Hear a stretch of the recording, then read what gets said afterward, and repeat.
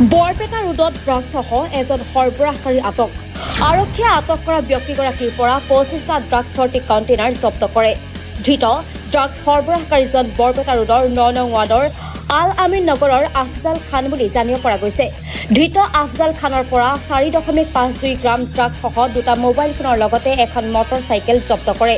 Barpeta road আৰক্ষীয়ে গোপন সূত্ৰৰ পম খেদি 9 নং ৱাৰ্ডৰ আল আমিন নগৰৰ পৰা আটক কৰিবলৈ সক্ষম হয় ধৃত আফজাল খানক। ইয়াৰ পূৰ্বেও ড্ৰাগছ ব্যৱসায়ী কৰি দুবাৰকৈ গ্ৰেপ্তাৰ হৈ জেললৈ গৈছিল আফজাল খান। ধৃত ড্ৰাগছ সৰবৰাহকাৰী আফজাল খানক বৰপেটা ৰোড আৰক্ষীয়ে আটক কৰি আৰক্ষী থানাত ৰাখি জেৰা অব্যাহত ৰাখিছে।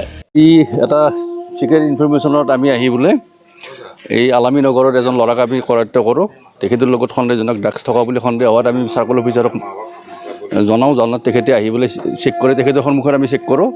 কৰাত 25টা ফুল কণ্টেইনাৰ ছাছপেক্টেড ড্ৰাগছ পোৱা গৈছে, 2টা মোবাইল পোৱা গৈছে আৰু এখন গাড়ী নাম্বাৰ প্লেটবিহীন বাইক এখন পোৱা গৈছে। এতিয়া টোটেল নেট ৱেইট আমি 4 গ্ৰাম পোৱা গৈছে। কণ্টেইনাৰ 25টা 25টা। এইখিনি এজন ল'ৰা আগতেও গৈছে ড্ৰাগছ কেছত। এইজন ল'ৰা এখেতৰ নাম আফজাল খান, আলামী নগৰ। অনুমানিত এতিয়া এটাত 800-900 কৰি বিক্ৰী কৰে, 25টাত এনেকুৱা কৰে। সঁচাকৈ আমি বহুত লজ্জিত যে আমাৰ ৰেলগেটৰ এইখিনি ঠাইত যে ড্ৰাগছৰ যিখিনি ব্যৱসায় বহুত দিনৰ পৰা চলি আছে।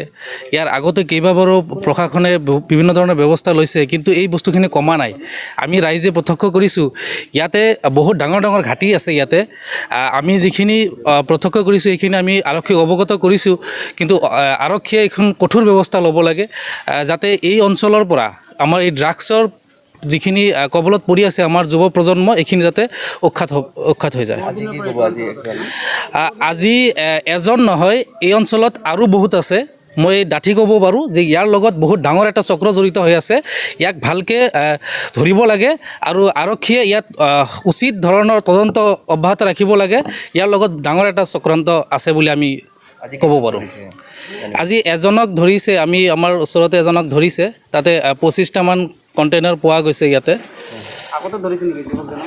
ইয়াৰ আগতে বিভিন্ন ধৰণৰ কেছ চলি আছে। ইয়াৰ আগতে কেইবাবাৰো ইয়াক ধৰিছে, ইয়াক জেলতো লৈ গৈছে। আফজাল হুছেইন, ইয়াৰ আফজাল হুছেইন।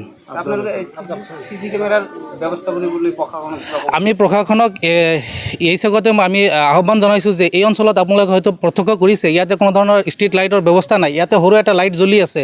ইয়াৰ লগতে এই অঞ্চলত CCTV কেমেৰাৰ ব্যৱস্থা কৰিব লাগে আৰু ষ্ট্ৰীট লাইটখিনি যাতে মজবুত কৰি দিয়ে সেইটোৰ কাৰণে ব্যৱস্থা কৰিব লাগে। আৰু প্ৰশাসনক এই ক্ষেত্ৰত আমি এইটোৱে জনাওঁ যে তেখেতসকলে উচিত ধৰণৰ যাতে এইখিনি অঞ্চলত ভালকৈ এটা গাইডেঞ্চ দিয়ে, যাতে আমাৰ এই যুৱ প্ৰজন্মই যাতে ইয়াৰ পৰা ধ্বংসৰ পৰা যাতে ৰক্ষা পায়।